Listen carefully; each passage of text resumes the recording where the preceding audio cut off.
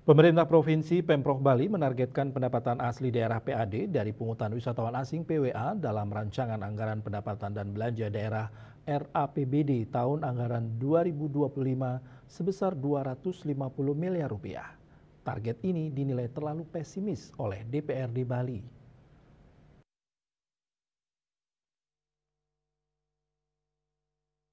Dalam pandangan umum fraksi terhadap RAPBD 2025 pada rapat paripurna ke-1 DPRD Provinsi Bali masa persidangan 1 tahun sidang 2024-2025, fraksi PDIP yang diwakili Nimade Usmantari mengatakan bahwa target retribusi PWA di 2025 sama dengan target dalam perubahan APBD 2024.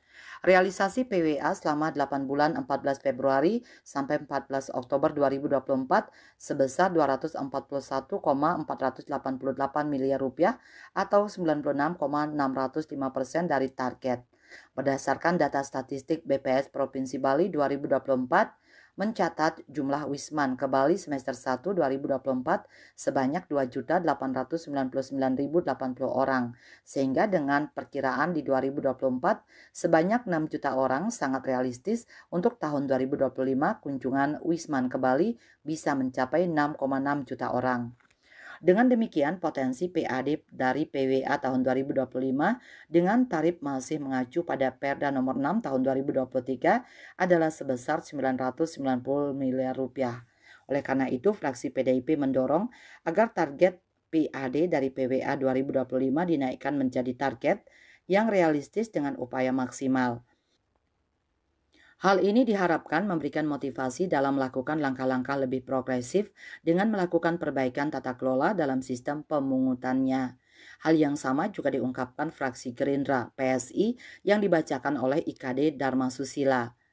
Pemprov Bali dinilai terlalu pesimis memasang target PAD dari retribusi PWA tahun 2025 hanya 250 miliar rupiah. Sebab dengan perkiraan kunjungan Wisman tahun 2025 sebanyak 6,5 juta orang, maka nilai potensi PAD dari PWA bisa mencapai 975 miliar rupiah. Ini belum memperhitungkan kemungkinan kenaikan tarif dari Rp150.000 menjadi Rp250 sampai Rp500.000. Ketut Winata Bali Pos melaporkan.